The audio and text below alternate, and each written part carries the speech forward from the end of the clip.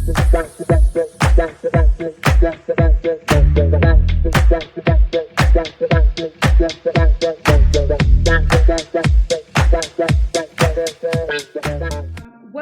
to the Lingua Bees podcast, third season's final episode. We're celebrating yet another great season full of learning, insightful conversations, and incredible guests. This is why, for our grand finale, we have an outstanding guest with us. Please welcome Dr. Patricia Houde. Thank you. Thank you so much, Ari. Thank you for the invitation. Dr. Patty, it's a delight having you here today with us. Thank you for accepting our invitation.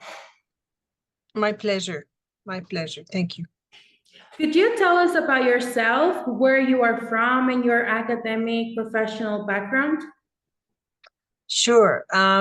So as you know, I am from Quebec in Canada, so I'm French Canadian. I have lived in three very different, distinct contexts in my life. I won't say the, okay, in my early 20s, I moved to the west of Canada, and I lived in the Canadian Rockies. It's a beautiful place to live. It's one of the most beautiful places in the world, and I was there for quite a few years. I was a French immersion teacher in Canmore, and then I moved to Guanajuato. So those are three very, very different contexts. My hometown, it's a French speaking only. There's no English spoken anywhere. And then I moved to the English part of Canada, and now I'm living in Mexico. About my studies and my background, you asked me earlier to talk about this. So I did a BA in psychology. I started with psychology in Quebec. And then I did a diplôme d'enseignement, which is a teaching diploma. I don't know how to translate that so well in English. It's an after degree. It's a post degree or post BA program. And I started teaching French immersion. So if you don't know what have you heard about French immersion in Canada? Are you familiar with French immersion? No. It's a really great program. Canada, is a bilingual country. So we have French immersion schools, which are public schools all over the country. And students from the age of from kindergarten on, study French as a language of teaching. So the professor, the teacher in the classroom, the homeroom teacher, teaches all the subjects in French. So it's not French as a second language per se. It's something very different. They are immersed in a context where French is the language of instruction all day long. This is why it's called French immersion. And it's a beautiful way to teach children languages, believe me. I was a grade 1 French immersion teacher for many years, and it's amazing to see how they learn. Really beautiful, actually. And then at some point of my career, of my teaching career, I decided I wanted to learn Spanish, which is my third language. And so I I went to Guatemala first, and then to Oaxaca, then to Guanajuato to learn Spanish as a third language. And I fell in love with Guanajuato when I came here.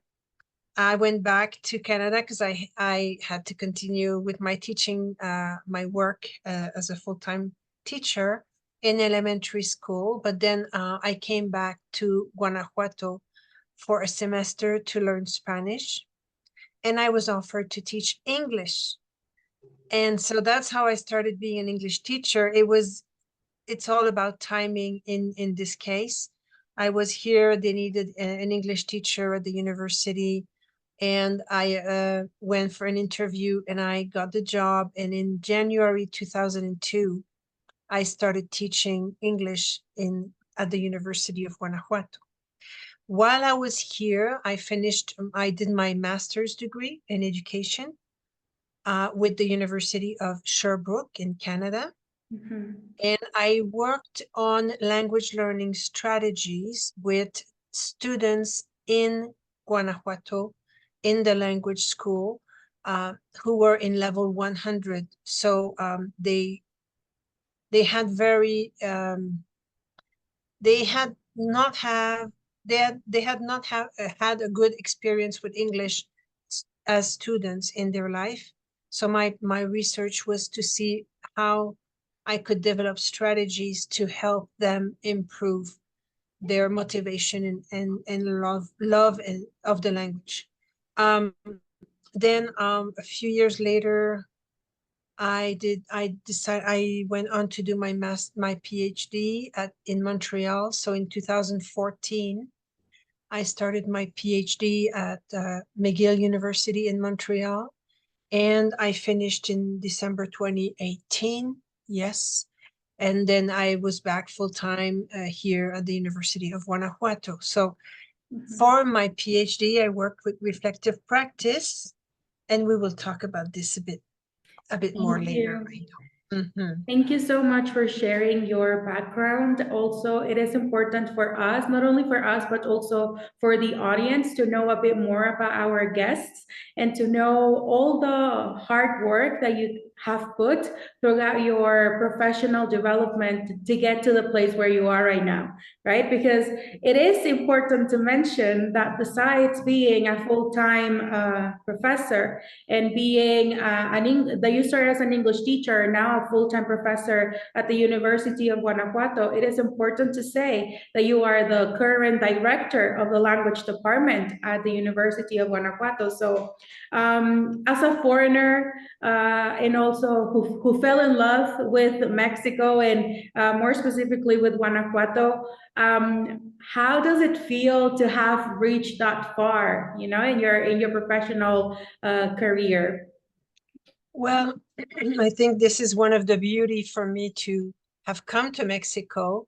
Had I stayed in Canada, I don't know if I would have done a PhD, but everything fell into place here, and I was given this opportunity, to study. I would never have thought in my youth that I was going to do a PhD. That was not in my plans. But it's something that I loved. I absolutely loved the PhD program that I enrolled in, and the whole experience. You grow so much as a person, as a researcher. You have to read all the time. You have to do so much. It's so interesting because you focus on what you love and what you like to do.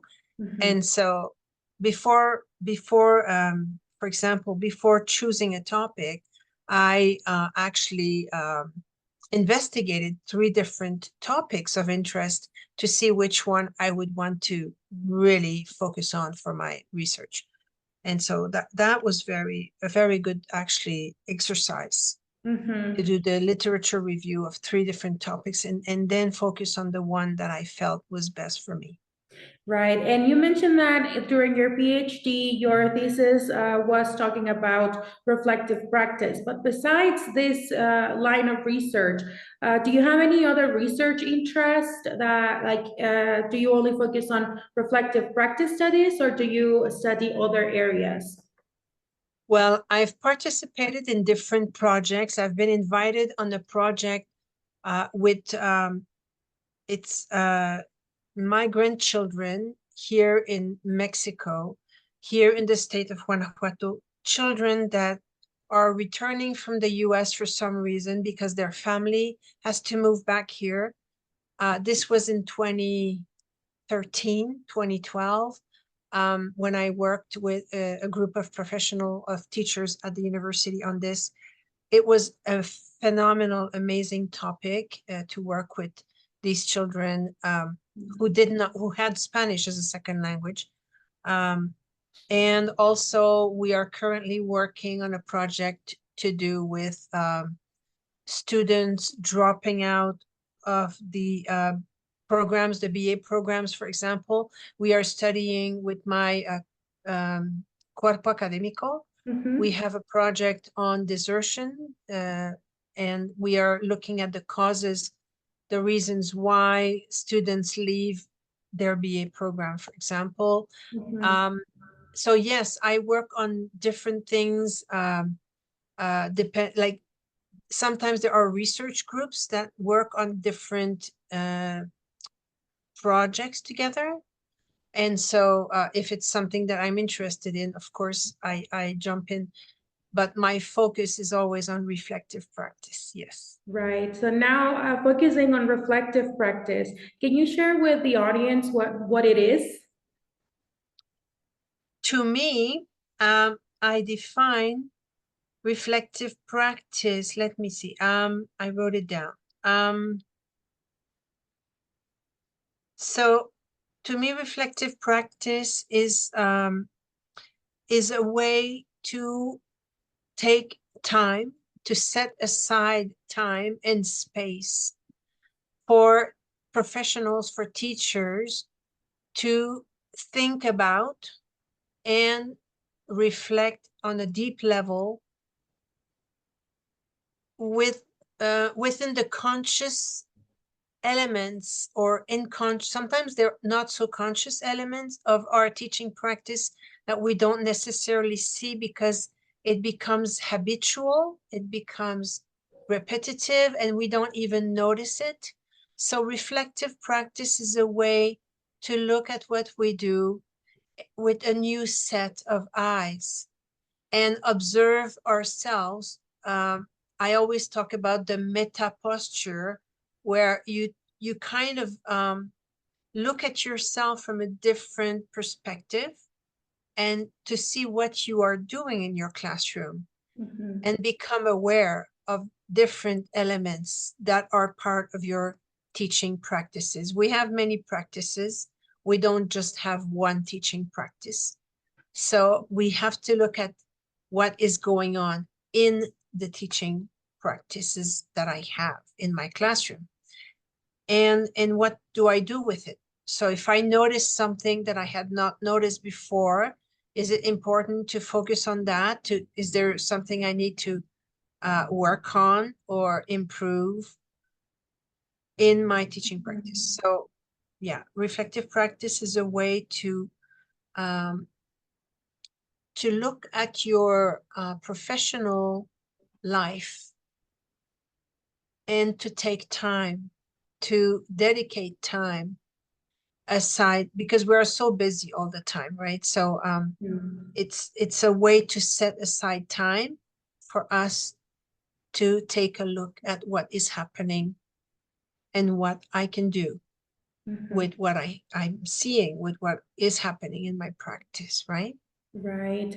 So you have a couple of articles, one particularly from 2018 and one from 2022 that you have worked with Dr. Kenneth Richter. And it studies this effectiveness of reflective practice among students, teachers in Mexico, and the gap that you found among BA students and graduates by introducing the collective accompaniment model. How long was this study and how many participants did you have? Can you tell us a little bit more about this? Okay. So with Dr. Kenneth Richter, we have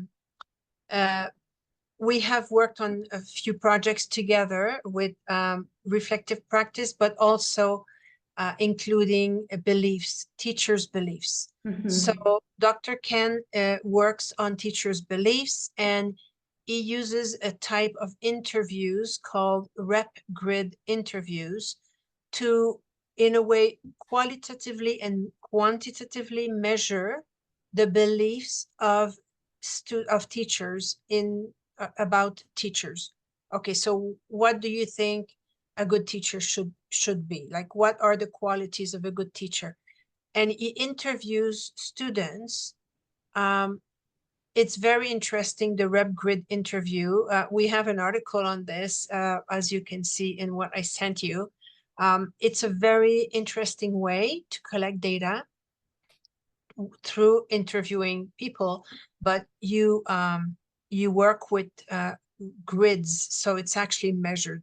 So we applied the Rep Grid interview before and at the end of the collective accompaniment model reflective practice that we did during a period of 7 months. So at the beginning, we interviewed the participants. There were 10 participants in this study. We interviewed them at the beginning to see what their beliefs were about good language teachers. And we did the collective accompaniment model, which I will explain in a minute. And after we did that, after 7 months, then we interviewed the participants again to see if there was a change in their beliefs about good language teaching. Okay. So in the between part is the part that I take over, like I carry on that part in the research, and we work with participants. Not all of them are graduates from lay, but most of them are lay graduates in the state of Guanajuato. And we meet every 2 weeks or every 3 weeks, depending on teachers' availability. So it's very difficult sometimes to find time for 10 people to meet together and talk about their teaching practice. So that process goes on for about 6 to 7 months with the cohorts that we have worked with. And then we can see if there's a difference in their beliefs before and after. In terms of the reflective practice process, it's a process where we work as a group, and there are different people sitting at a table. All of the participants in this case are teachers, and one participant shares their practice, their situations in teaching, and the others are listening to this person. And then there's a question period. And during the question period, only one person can speak at the time. We have to take turns. It's very organized, the framework that I use called the CAM. And then we ask the person presenting their teaching practice questions about their teaching practice. Open question, because we know that open questions make people reflect more than if you ask for a yes or no answer. The person is not going to go very far in terms of reflecting. So there's a way I teach them how to ask questions, and we work with questioning during the session. And then the person comes up with an action plan of something they want to try, maybe in their practice, implement something new in their practice, and that becomes an action research project for them. Okay, so everybody in the group has a different action research project going on, because they all have their own context and their own teaching situations that they want to look at. But we work together. Okay, so you're mentioning that they are BA students, yes, in English language teaching. But I'm curious as to the participants, because do all BA students have teaching experience prior enrolling to the BA program, or is there a mixture, or are students required to go to schools and teach during their BA studies to do this reflective practice? Great question. Thank you. Most of the participants are BA graduates, so they're finished the BA and they're professionals teaching. They're already like teaching English to students in the state of Guanajuato. There are also BA students that have groups, that have classes, that are teaching, and they can also participate. We've had a few BA students participate in the groups. But you do need to be teaching and have experience in teaching. You can be a novice teacher and participate. That's perfectly fine. But yeah, we need to be teaching classes to be able to reflect on our teaching practice. So yeah, most of the participants are graduates from the lay program. Okay. Yes. Well, thank you for clarifying that. And what about the findings? Were there any shocking findings that were like either positive or negative during your research process? I think there are many findings, but I think the most important finding is that by the fact that we're working from a socio-constructivist framework in a shared, with shared knowledge, you know, in the group that we work in, we have all these different people that have different experiences, and they all have education in language teaching. So they have the, you know, the gap between the theory and the practice. We can look at the gap, we can look at theories and look to see what the authors are saying in the field about a specific topic. But then when you apply it in practice, sometimes it doesn't coincide. It doesn't work out the way we think it should work out. So the CAM actually bridges the gap. It's a way to bring together theory and practice, because we do base our discussions in the group on theory about language teaching. It's very important. So, but it's also important that the participants have that knowledge and that baggage, and they do. So from working, because we are working collectively, the level or depth of reflection is very rich. It's because everybody brings in different points of view, let's say, about teaching situations, and that creates different types of questions about teaching practice that maybe one alone would not be able to reach that level.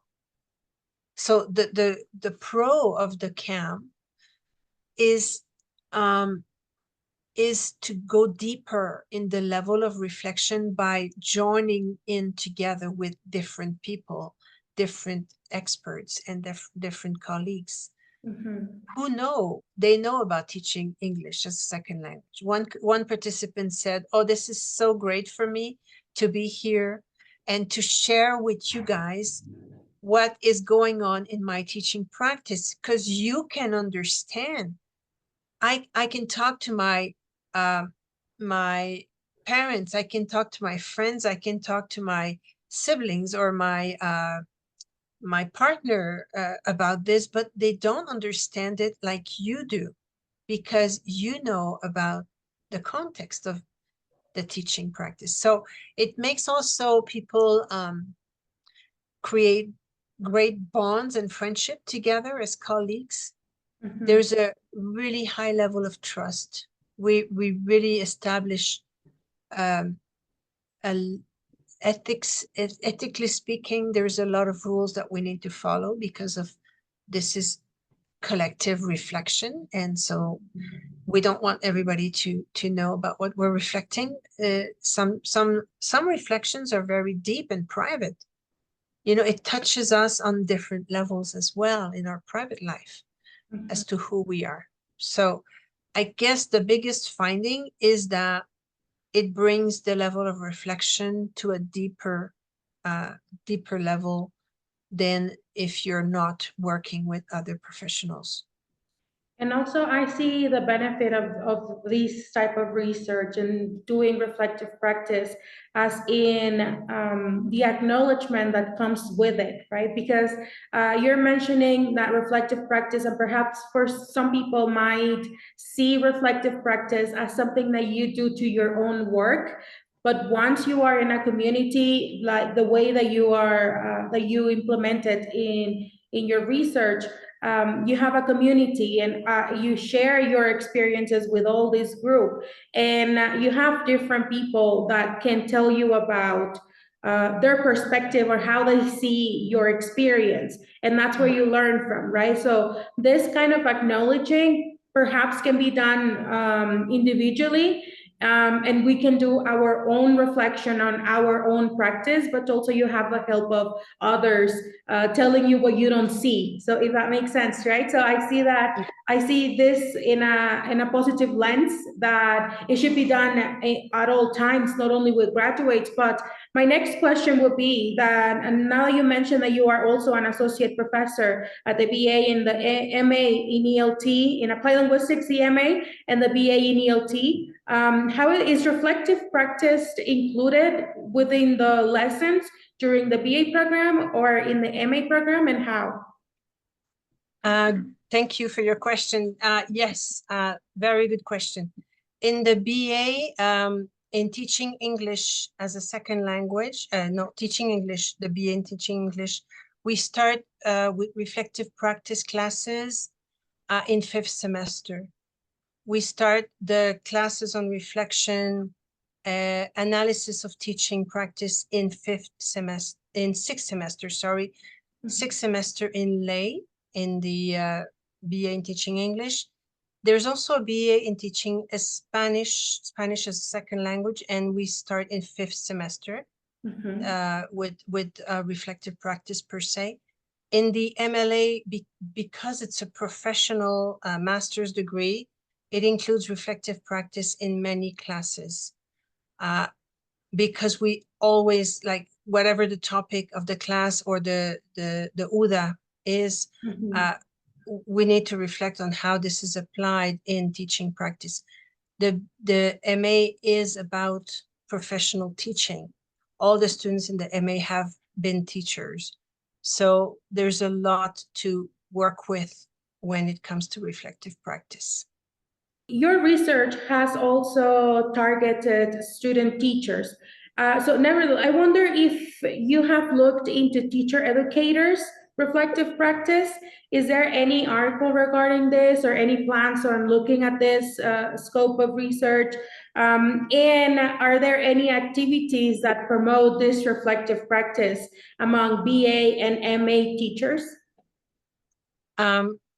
This is really an important question. And yes, I'm very interested in working with teachers, educators, reflective practice. Unfortunately, well, we do have at the university, we have talleres, capacitaciones, workshops, courses, many courses we can take and participate. Also, there are sessions at the university for teachers to reflect on their practice.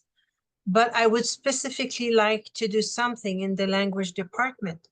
It would be really, really good to have research done within our teachers, educators, to see how they use reflective practice in their teaching, to see how they can improve and enhance their teaching practice. But I haven't done a lot of work in that field. I need to start working on this. I believe Doctora Cristina has done some work with translators, with teacher educators in translation on this topic, actually. And we have been talking about doing something for the language department as well. So let's hope that soon we can do something on this Definitely. topic. I mean, I would love to read about that. And also, like we at the LinguaBeast team, we are students at the MA program. So of course, we would like to read and learn about this side of our teachers as well, like how they see their own teaching practice in a professional level, like this undergraduate and postgraduate degrees as well. And that would be very interesting to read about. As the current director of the language department at the University of Guanajuato, a researcher and teacher educator, is there any piece of advice you would like to give to students and teachers in service? Yes, of course. I think the most important thing that teachers need to focus on is their own happiness and health. So you need to be happy and enjoy teaching to be a good teacher.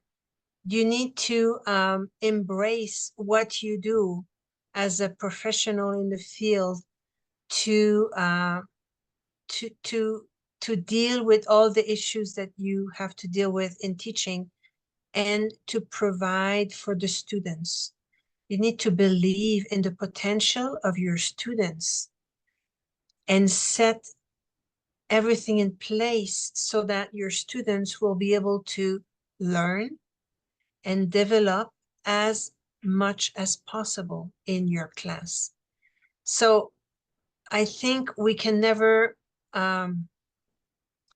believe enough in the potential of our students. When a teacher is asking a lot from the students, it's because that teacher believes in the potential of the students. And I think we have great teachers in the language department. We have very engaged and committed teachers who are happy in their job, and you can tell that they are happy. I'm also a true believer of autonomous learning. So anything we can let the students do on their own, like by themselves, so they develop as students in our classroom is really important, because they will feel empowered if they are more autonomous in making decisions, in choosing topics for essays and things like that. So let the students flourish, let them grow, and give them all the tools, the necessary tools to be able to reach that potential. Of course, it's important, to do class preparation, to prepare your material, design your material, and give feedback on students' work. It's also very important. But if you don't enjoy what you're doing, and if you're not happy being a teacher, it's not going to work for you and for the students. So you need to enjoy it. There's a lot we can do to help our students and our society, like our community, improve because of the teachers we have. So yes, our students have to become competent and well equipped as professionals, and this is our job as teachers, as professors, right? But we need to believe in our students and work with them on projects and things that they like to do. Well, thank you, Dr. Patty, for joining us in our session's final episode.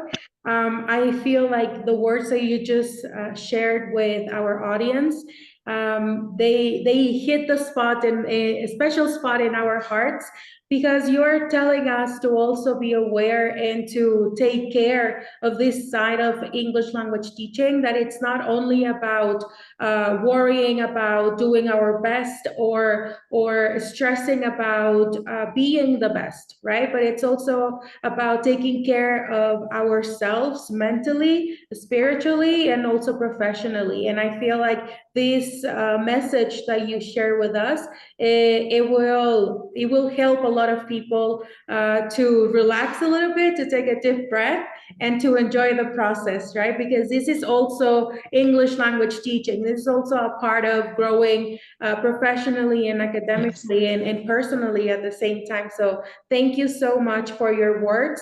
Thank you for being with us in our final episode. It's been an absolute honor to learn from your experience as a scholar, to have had you as a professor, and to have shared this space all together with you. Thank you so much. It's been a true pleasure from the bottom of my heart to have been with you for this last Linguisby podcast of the season. And I wish you all the best, Ari, in your studies, in your professional life. You are a great teacher already.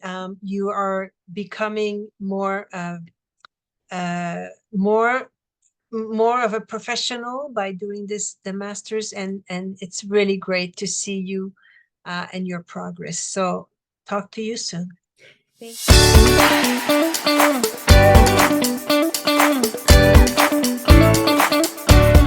thank you to the audience for joining us on another episode of the LinguaBeast podcast. Before we end today's episode, I would like to share a few words with our incredible community. It's been a blast to lead and host the LinguaBeast podcast third season, to have shared space, dialogue, and ideas next to wonderful scholars and friends. This season, the LinguaBeast team was formed by Alma Jimenez and I. We're both students of the MA in Applied Linguistics and English Language Teaching, currently in our final semester. As this third season ends, so does our participation in the podcast. This is why I take this moment to acknowledge and thank my classmate Alma for her great video editing skills. Thank you, Alma, for your time, your effort, and your dedication to each episode edition. Thank you to our audience as well for being there each episode and every step of the way. Thank you for your time to either watch or listen to our podcast. We are happy to have noticed how our audience and views increased during this third season. Your support is always appreciated. Now, season 4 will come soon with a new team, new episodes, and new guests. So stay tuned for future announcements. Remember that for more information on where to find us, we have left our social media details in the description box. Don't forget to like and subscribe to all our platforms. This has been the LinguaVis podcast. Goodbye.